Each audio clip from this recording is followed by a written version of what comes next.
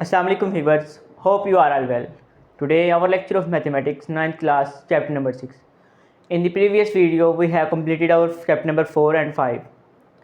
Now we have to start chapter number 6. This is very important chapter and very easy chapter. This chapter is added in this book newly, so we have to start this with some introduction. In this video I have discussed only the introduction of this chapter. The chapter name is trigonometry. Trigonometry first year का chapter था already, लेकिन अब हमें उन्होंने इसमें 9th class में भी दे दिया है।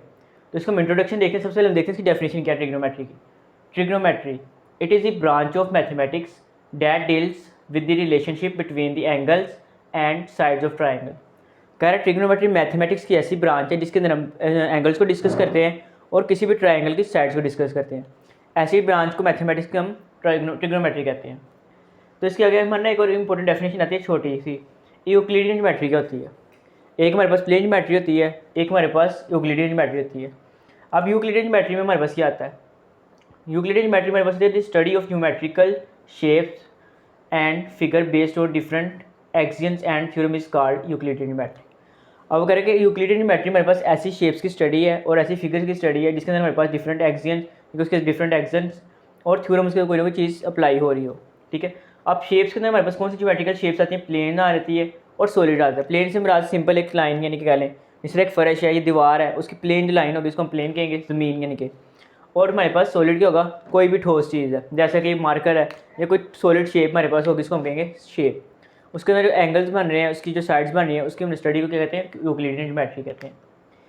तो एक और आगे हमारे पास अब आता है जी introduction identification of angles and sides, कि हमने एंगल्स और साइड्स की आइडेंटिफिकेशन कैसे करनी है। अब उसे मैं बेसिक सी कुछ चीज़ें बता दी कि हमारे पास जो एंगल्स होते हैं 3 से 4 किस्म के होते हैं कि जिसमें डिफरेंट की शेप बनेगी। अब फर्स्ट चीज़ हमारे पास आती है कि एंगल बनता कैसे है। ठीक है। एंगल हमारे पास दो तरह के होते हैं बेसिकली। एक एंगल होता है पॉजिटिव एंगल और एक होता है नेगेटिव एंगल। अब पॉजिटिव एंगल कब बनेगा और नेगेटिव एंगल कब बनेगा? हम पहली शेप में हमारे पास देखें उससे पहले उसने हमें बताया कि एंगल स्टार्ट कहाँ से होता है। अब हमारे पास जो होती है ना बेस लाइन, यानी कि ज़मीन के अंदर बेस जो लगाई है, बुनियाद बनाई है, समझिए कि हमारे पास ये बेस है, यानी कि एक फ़र्श लगाया है हमने, समझ लें। ठीक है। ये हमारे पास फ़र्श है। अब इसके ऊपर हमने जो इमारत मेर करनी है, जो एंगल बनाना है हमने, वो जो भी एंगल बनेगा हमारे पास वो आगे बात होगी। अब जो बेस होनी है ना हमारी, वो होनी है इनिशियल साइड, क्योंकि जब भी अपने मकान को तमीर करना होता है उसकी आप क्या करते हैं? सबसे पहले बुनियाद रखेंगे, कहते हैं नींव रखी होती है। ठीक है। जो नींव हमारे पास होती है, नींव से रखने से पहले उसके नीचे फ़र्श डालता है, हल्की सी प्लेन जगह की जाती है। उस प्लेन जगह को हम कहेंगे उसकी इनिशियल साइड, जहाँ से स्टार्ट हो रही है। ठीक है जी। अब ये इसकी आगे इनिशियल साइड। ठीक है। अब यहाँ से आगे जाएगी, जो ये इनिशियल साइड से हमारा एंगल स्टार्ट होगा। अब जहाँ पे जाके एंगल हमारा खत्म हो गया, रुकेगा, वो हमारी होगी टर्मिनल साइड, कि यहाँ पे हमारा जो है टर्मिनेट का मतलब होता है कि निकल जाना। यहाँ हमारा एंगल जो है निकल गया, खत्म हो गया। ठीक है। ये हमारी बेस होगी, इनिशियल साइड हो जाएगी। ठीक है। यहाँ से हमारा एंगल ऊपर जाके यहाँ पे खत्म हो रहा है, रुक रहा है, ये हमारी हो जाएगी टर्मिनल साइड। ठीक है। लाइन का मतलब है यहाँ से स्टार्ट होकर यहाँ तक खत्म होगी। अब जहाँ पे इनिशियल साइड और टर्मिनल साइड मिलेंगे उसको हम कहेंगे वर्टेक्स। वर्टेक्स हमारे पास क्या होगा? जहाँ initial side the sum of the colliding point of initial side and terminal side. ठीक है। Terminal angle is called vertex. ये हमारे पास क्या हो जाएगा? वर्टेक्स हो जाएगा। अब हमारे पास आते हैं सेकंड टाइप के पॉजिटिव एंगल्स के होते हैं, नेगेटिव एंगल्स के होते हैं। अब सबसे पहले देखिए पॉजिटिव एंगल्स हमारे पास कब होगा? अब ऐसा एंगल जो हमारे पास एंटी क्लॉकवाइज मूवमेंट करे। ठीक है। यानी कि वो इनिशियल साइड से स्टार्ट हो और एंटी क्लॉकवाइज मूवमेंट करे, उसको हम कहेंगे पॉजिटिव एंगल। अब एंटी क्लॉकवाइज मूवमेंट करती है, मेरे पास एक वॉच है, इसमें अगर आपको नज़र आ रहा हो तो ये देखें, चलिए मैं इधर से दिखाता हूँ आपको। ये देखें वॉच इधर से इस साइड को मूव कर रही है, ये घड़ी की सेकंड वाली सुई है, इधर से इधर को मूव कर रही है, ये हमारे पास होगी क्लॉकवाइज डायरेक्शन। और अगर हम इसको उल्टा कर देते हैं, इधर से इस साइड को ले आते हैं, तो ये देखिए एंटी क्लॉकवाइज, क्योंकि वॉच जब भी हमेशा रोटेट करती है इस साइड को रोटेट करती है। ठीक है। तो अगर हम इसको उल्टा कर देंगे वो एंटी क्लॉकवाइज हो जाएगी। मैं इधर भी समझा देता हूँ आपको। तो ये देखिए अगर इधर से ये नीचे को आएगी, ये हमारे पास होती है क्लॉकवाइज मूवमेंट, क्लॉकवाइज। और अगर ये ऊपर को जाएगी तो होगी एंटी क्लॉकवाइज, एंटी क्लॉकवाइज। ये सिर्फ आपको समझाने के लिए लिखा है, इसमें काम नहीं है। अगर ये नीचे को मूवमेंट होगी तो क्लॉकवाइज है, अगर ऊपर को जाएगी तो वो एंटी क्लॉकवाइज मूवमेंट होगी। ठीक है। अब जब मूवमेंट हमारी वो एंटी क्लॉकवाइज होगी तो हमारा एंगल जो होगा वो पॉजिटिव होगा।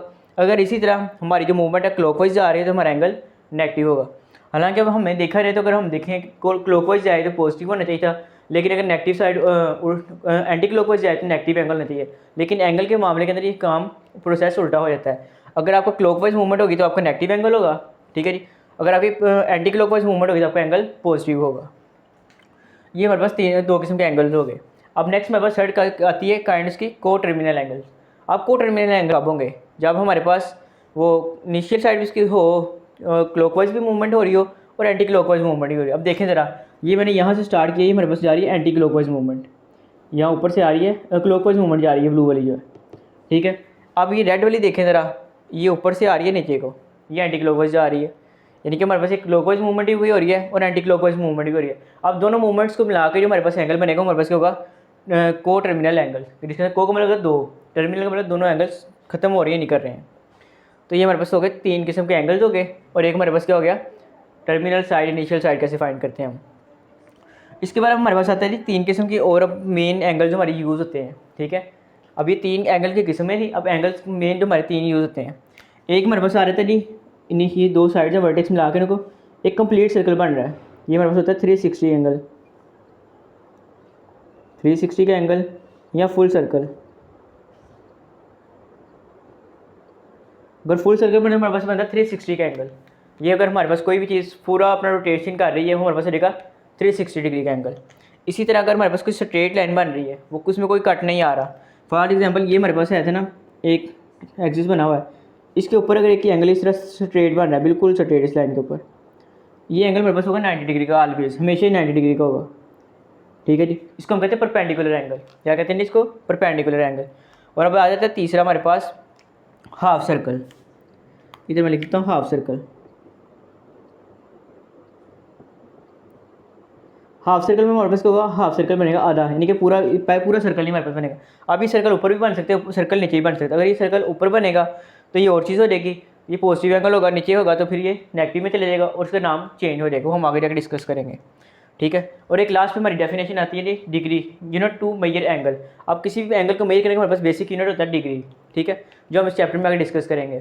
तो इसके अलावा इसके हम चैप्टर के अंदर और क्या करेंगे, इस चैप्टर में हमने देखना है कि डिग्री से रेडियन में कैसे जाते हैं, रेडियन से कैसे डिग्री में जा सकते हैं हम, ठीक है। और कुछ चीज़ें और डिस्कस करेंगे। तो उम्मीद करता हूँ आप लोगों को समझ आ गई होगी।